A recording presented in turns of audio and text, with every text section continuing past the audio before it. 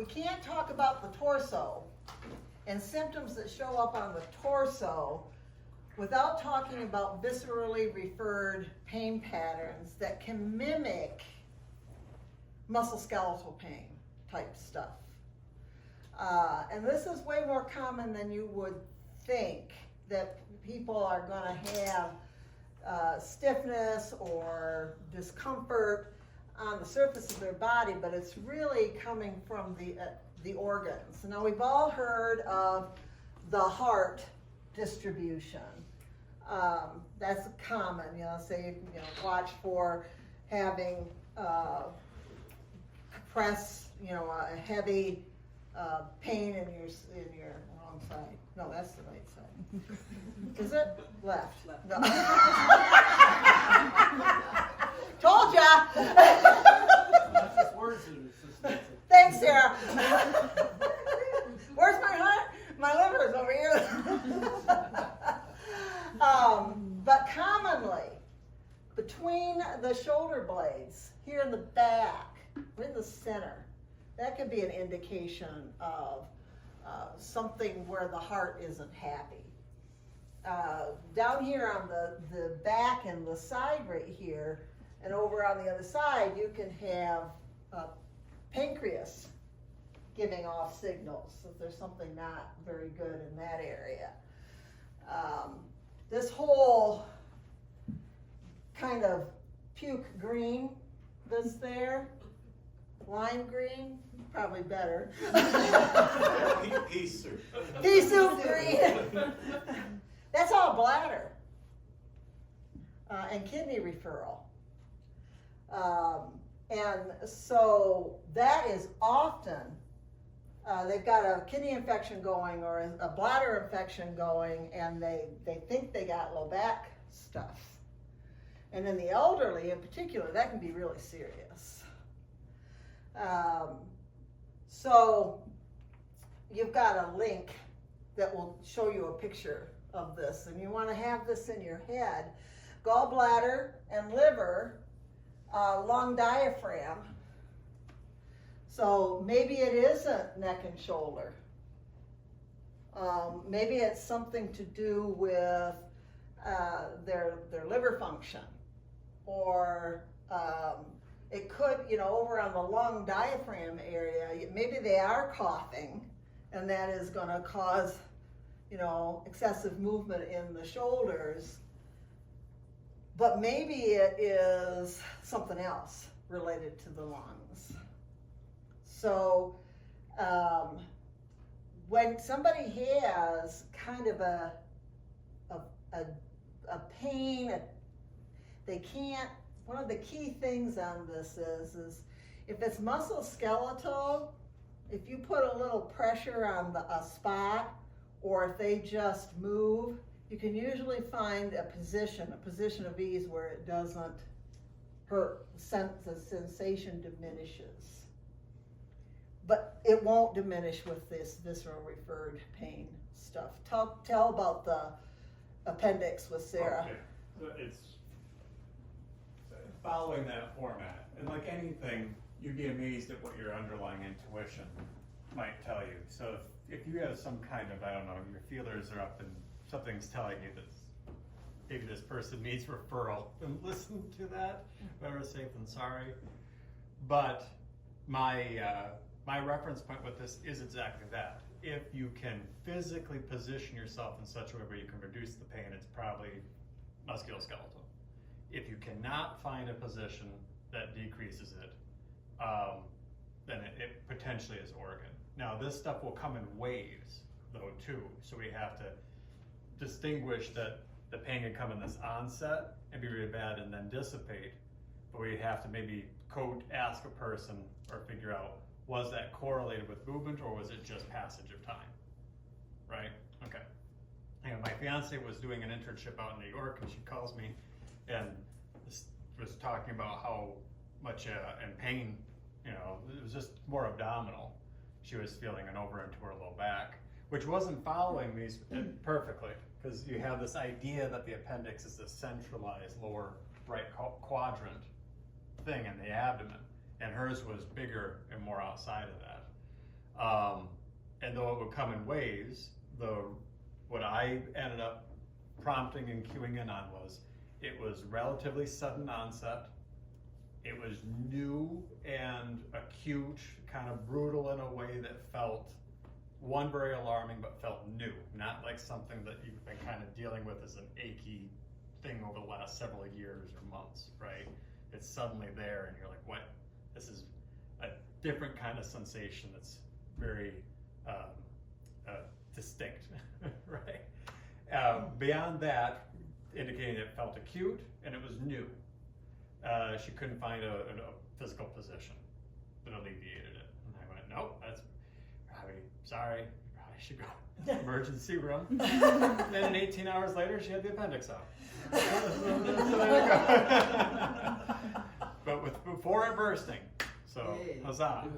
You'd be amazed. But follow your intuition, but as a general hack, that is one to kind of follow. And remembering to distinguish, even though it can come in waves, one is physically positioning, the other can, be up and down. So you don't get that, you get referred pain, trigger point referred pain, although we don't know what a trigger point is, but you do get sensations that will go down the leg. It could be a nerve entrapment or in the back of the shoulder that is more of an impingement structure situation or whatever. But I don't think we pay enough attention to this. And if you just say, your discomfort that you're experiencing is, and you try, because positional release is a method. You can say, well, put your hand on where you feel it the most. Let's see if we can find a position where it lets up. If you can't find one, you sort of kind of assume something like this is going on, and that's an immediate referral. Stuff with organs can go bad fast. So, I probably wouldn't call 911 in an emergency unless I thought it was going to be something like an appendix or an ovarian cyst bursting or something like that. But they're going to be in extreme pain. Then it feels better. That's the other thing. If you get something like that and then like an ovarian cyst and then it bursts, it feels better. But now you've got all that fluid in the abdomen. So there's things that you've got that we just can't press on or pull on and make better. And in the acceptance by the medical community is that we know when to refer. And even if you refer for something like this and that's not what it is, good. If you don't refer and they're dead, that's not good. You also gain respect from other medical professionals by being aware and being attentive to stuff like this. The same with looking for changes in the skin. We're focusing on the back and the sides and the front, and you can't see your back. You can kind of see what's going on in the front, but you can't see your back. So being aware of what the various types of skin cancers look like is something that we need to notice, and then have them. Persistent. Huh? Being persistent with it. If you notice it and they keep coming back, be persistent. Because I've had 3 guys that I've turned into the dermatologists that have came back with skin cancer. Yeah. And then the other thing, people always say, well, where do I refer them? The recommendations are refer to your their general practitioner. If they don't have one, then you might want to keep on hand some contacts of people that you have a level of confidence in. The general practitioner will take it from there. A lot of times if somebody tries to go to the dermatologist directly, the insurance won't cover it. So there's a way that it's actually easier now. That's what you do. You send them to the general practitioner. Okay, we did that. So the next thing we need to do is get into this idea of assessment. certainly we've got movement, you know, and we can look at posture, we can observe with posture, and we can look and see where they're crooked and where the caves and the hills are, and that gives us an idea of where to go. But that doesn't always fit in with massage. So the assessment I want to focus on with you, Luke and I, is palpation assessment in this area, and what a skin drag palpation is, and how you can use that. And so that is one assessment we're going to focus with, and that is, in my opinion, the most efficient way to look for trigger pointy things.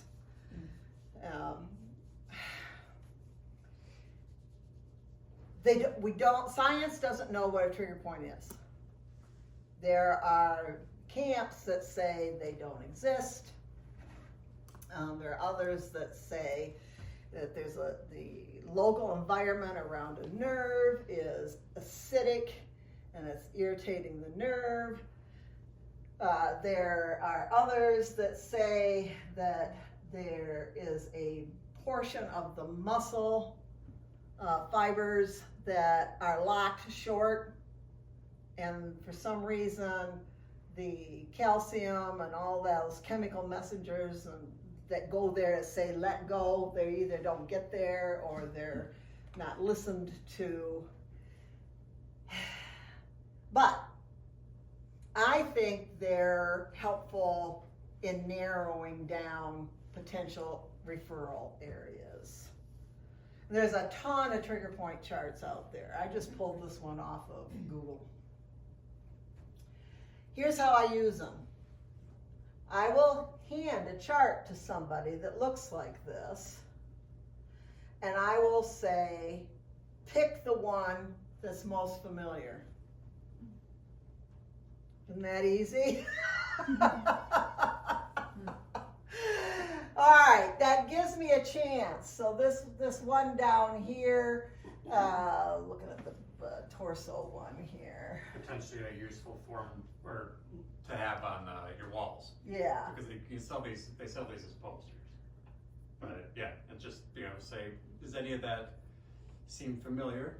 All right, so here's one right here that is more intrinsic. It's one of the posterior serratus superior.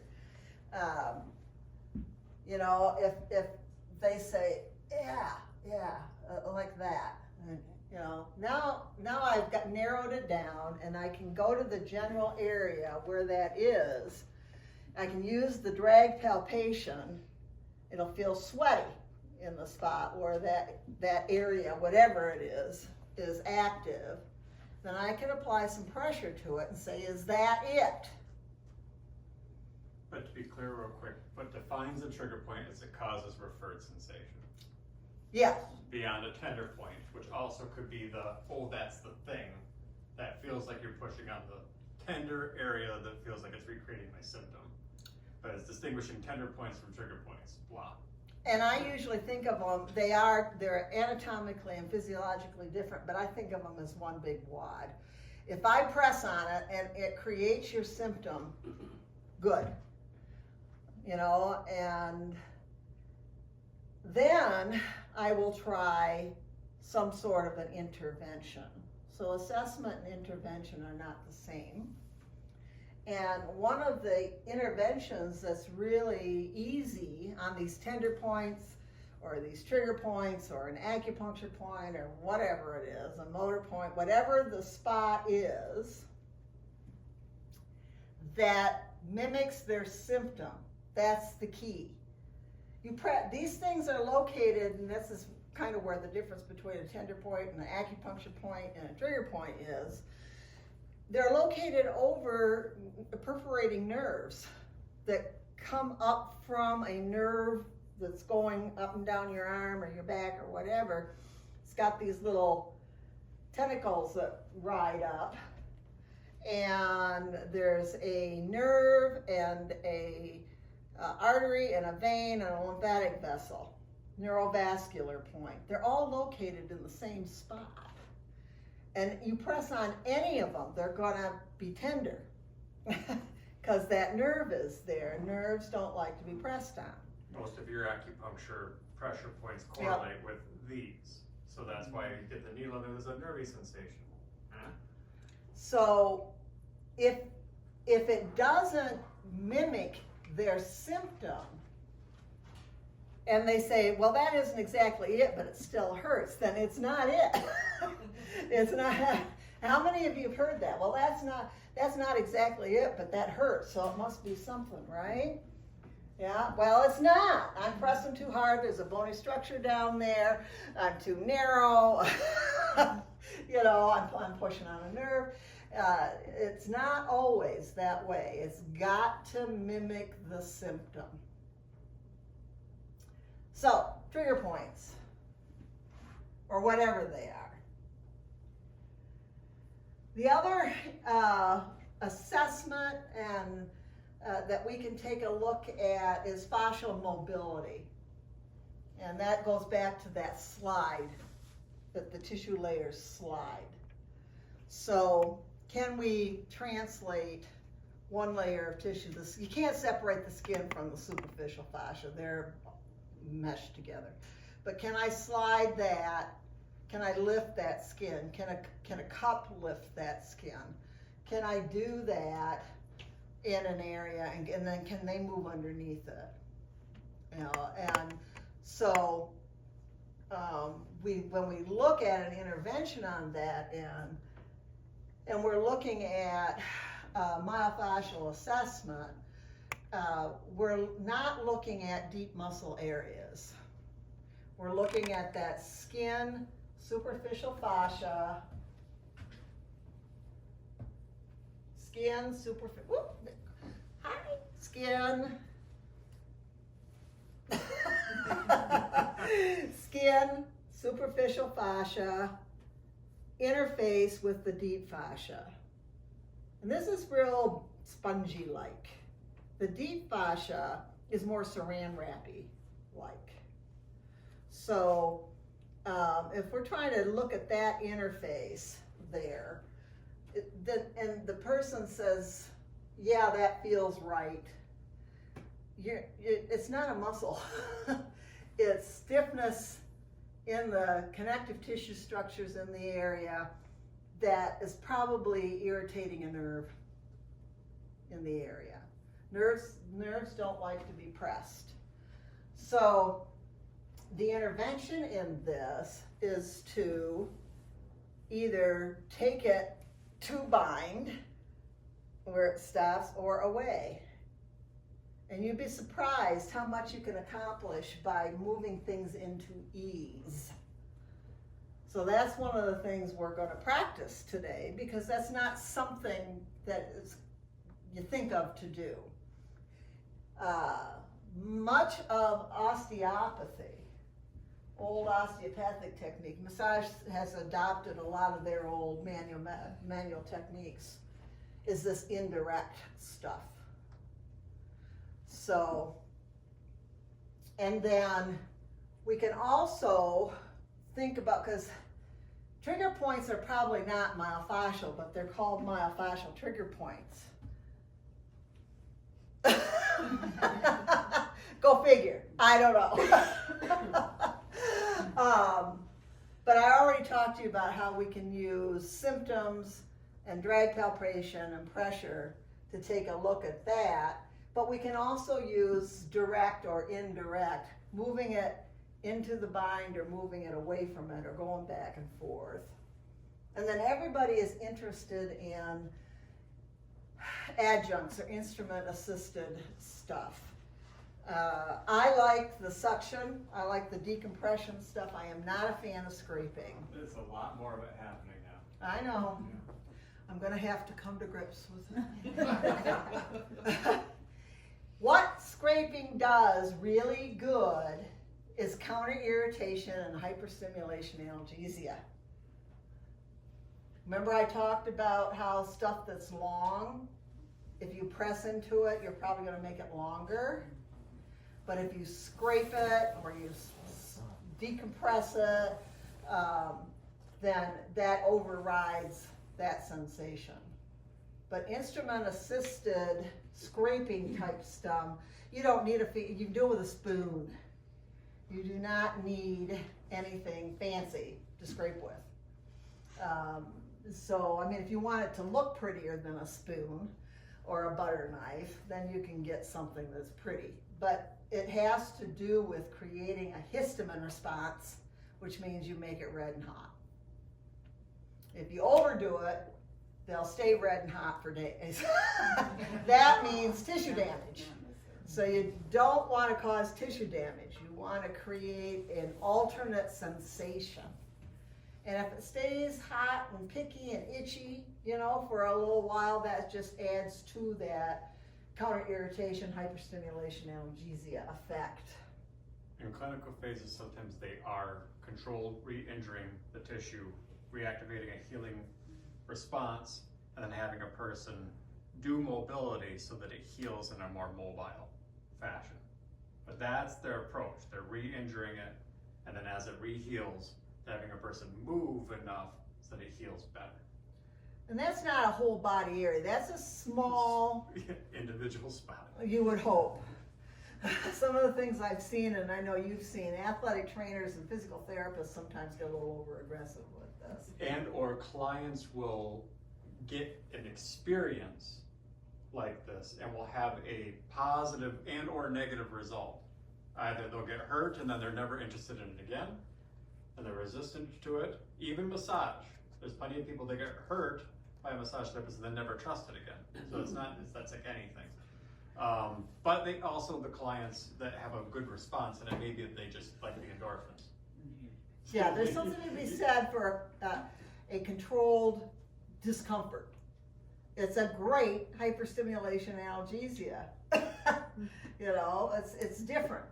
So be aware that a client may be getting benefit even if it's a mental vacation by the extreme level of sensation. And there's something to be said for the neurochemicals, the neuroendocrine response from extreme sensation. And that can be from anything, temperature to somatic, right? So these are suction cups. Maybe you can hunt real quick for a set someplace. And I'm not going to teach you a cupping class. Bless your little hearts, you don't need a cupping class. You need to mess around with suction cups and know how to use them safely, which means you don't leave them on a long time so they get yunky red marks. And if they do get some reddening, that persists. There's been enough suction there for a long enough period of time to pull some blood into the interstitial space, the capillaries. So you try not to do that. There's some scraping. He's using a spoon. Thermotherapy is a great counter-irritant and hyperstimulation analgesia, and not used enough. Not used enough. Hot packs, cold packs, hot towels, cold towels, weighted hot packs. I saw you walking around with some weighted hot packs. Yeah, they're okay. Great counter irritation, which means you're superimposing a different sensation over the area.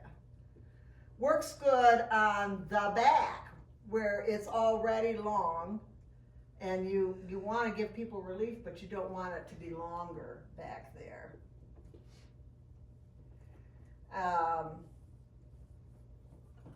Methods that we start to look at that use compression, press into the tissue, which is a compressive force.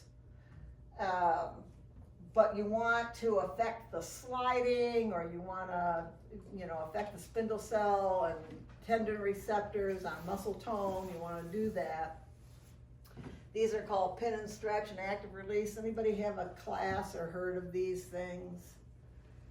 Well, you just press down the area of the symptom and move the distal joint around it again. You recreate the symptom. It always starts with the symptom. If you perceive that there is an area, no symptom, but you can feel often this would be in the area of a scar or an old injury. You can feel density and stiffness in the area, then you can maybe use something like this. None of these are hard to do. You already know how to do them. It's just thinking about how to use them. Muscle energy techniques. This is where you bring in an active signal for the muscle to contract. So you're directly stimulating the nervous system. And there's a lot of different things that you can do with that. You can do contract and relax and do nothing else. You can contract, relax, antagonist, contract, and do nothing else. You can contract, relax, antagonist, contract, relax, antagonist, contract. You can do that and nothing else. Do you do it isometrically where the actions don't have any movement? Or do you have a person do the action through range of motion? Those end up both getting named different things? Muscle energy techniques basically involve a person contracting the area. That's the bottom line with it. There's nothing mysterious here. But there are variations and there are choices that you might use with stuff. Muscle energy techniques there aren't a lot of them that you can adapt for use directly on the torso, except anything that has to do with the breathing. If you isolate a breathing spot that a person says, yeah, that's where it's sore or whatever, and you have them take a deep breath and then blow it out, that's a contract and a relax. So a lot of times when I'm working on the torso, I'll have somebody take a big breath, or I'll tell them to cough or something like that, and that's giving me this sensory input into the nervous system that's gonna track up through and come back out with a motor response. And what I'm hoping is that the tone will decrease. Now, a lot of times this is used for stretching, like somebody has identified that something is short and they want to stretch it. I want to caution you on stretching. There really is not a ton of stretching that you can do specifically on the torso. People are realizing more and more now about hypo and hypermobility. Hypermobility, too much movement, not enough stability at the joints, is actually more common. It's correlated with generalized pain syndrome, like fibromyalgia. They also see it correlated. They don't know if there's a causal response there, but they see it in autism spectrum disorder and neurodivergence. There's something about hypermobility that goes along with that. It can be systemic, where your whole body is hypermobile, or it can be acquired. Gymnasts acquire hypermobility.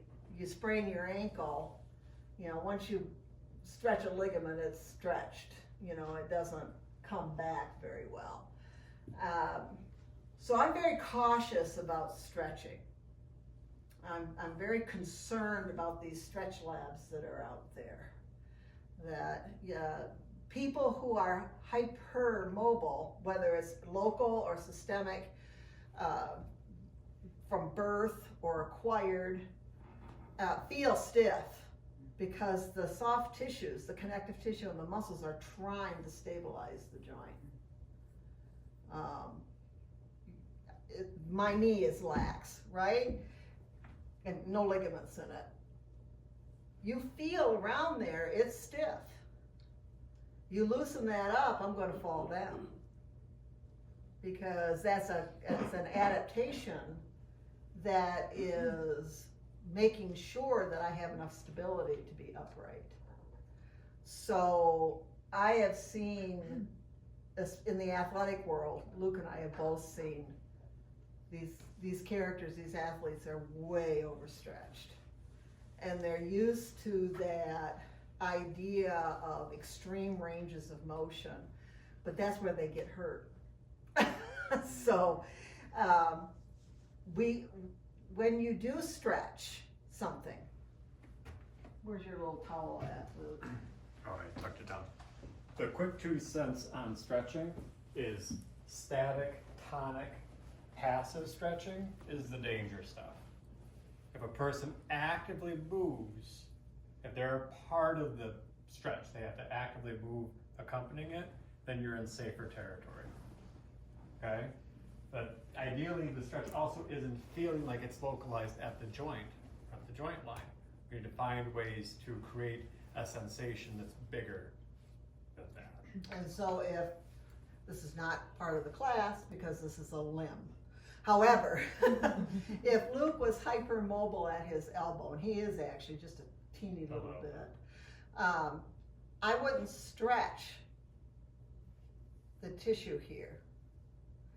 I would work across the grain in the tissue between the joints. That will reduce the sensation of stiffness and give them a little bit of perception of mobility. Thinking those deeper layers getting that fluid distribution. So they're slipping and sliding, and then the sensory receptors are not activating in that alarm signal. And you're not taking the joint to end range where you're going to damage it. What was I using this for? Oh, this was something about stretching. It was. Yeah.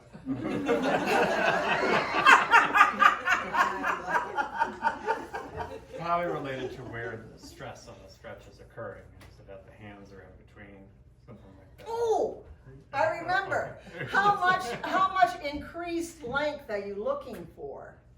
Not very much. You know, and so if we did our stuff, contract, relax, and tag and this, you know, we did all of our stuff, and we decide we want to lengthen this, all right? I'm going to take it to where it binds, where it wants to stop, and I'm going to do that much more, about 1/4 of an inch. That's it. You know? And in general, for the torso, you're not going to have very much of that. But when we talk about the limbs, then we will get into that. How much length do you try to achieve? And it's not very much. Something that correlates with stretching and a sensation the clients will sometimes ask for you to replicate is wanting the spine of the ribs to pop. Okay? I'm sure somebody's been asked that, if we could get the rib to pop. Okay? Remember that when we cause a joint, when a joint does pop, now mostly it has to do with pressure changes, but they think that it has the sensation of relief is that the proprioceptors and sensoreceptors of those ligaments and at these joint capsules kind of get a nice little reset. But if we think, here I'm going to pretend I'm 2 vertebrae. If the structures in between are sending signals that it's hypomobile, not enough mobility, if this joint gets forced through its full range, then those ligaments and all those little receptors embedded get that sense that, oh, we were stretched. Okay? So popping, think about finger pops, how most people do, they pull. So there can be a tension or it can be like a thrust base, but it's forcing a joint one way or another through range, and it's creating kind of a real fast, hard stretch. And it will limit sensations, but then it tends to come back because the underlying hypermobility is there. And it's a tough journey in general, one that I've had to walk, of learning to deal with the sensation of stiffness. Yeah. And to stop trying to fight with it so much and trying to teach my body to reinterpret the stiffness and find ways of managing the sensation that's uncomfortable, but not looking for the pop and not taking the joint to end range stretching in order to get that relief. Finding other mechanisms, whether it be thermal therapy or just living with it for a while and not messing with it so that things cement down, the connective tissue thickens in a way and trying to just say, oh, I remember if I try to pop my neck like that, it's only gonna make it worse.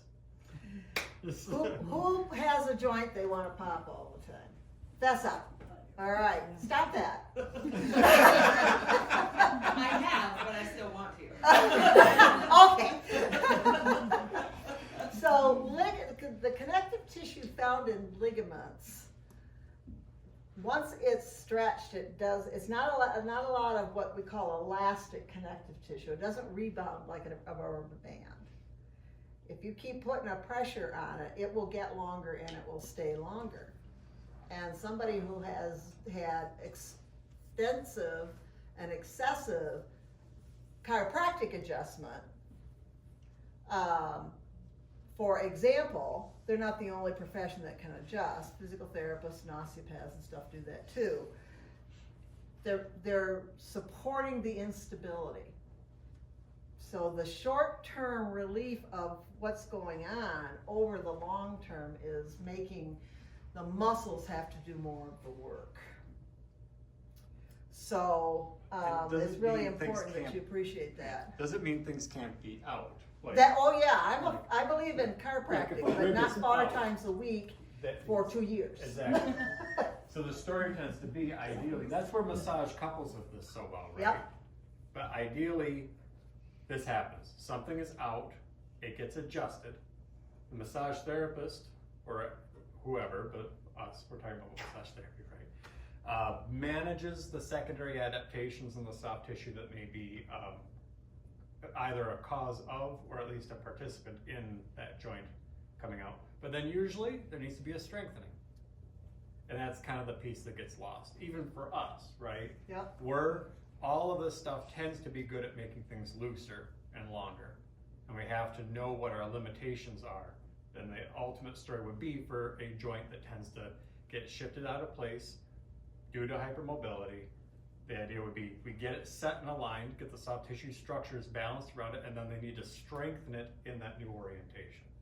That's the goal that we ultimately need to nudge people towards. And it can be simple things, isometrics, single leg balancing. Like we don't have to make it crazy PT CrossFit, right? But that's where you maybe want to consider messaging to people about that idea, incorporating just a little bit of isometric holds for like shoulders or whatever it is in order to get things to strengthen down in a better aligned And state. isometrics are really good for that. So if somebody has got that stiffness in their mid-thorax and they keep wanting that cracked all the time, you know, if you have them bring their shoulder blades back, because that's something they can move, and not keep moving it like that, that's going to activate intrinsic or extrinsic muscles. Get it back and then, you know, tighten down on it. And then become one with the earth and breathe.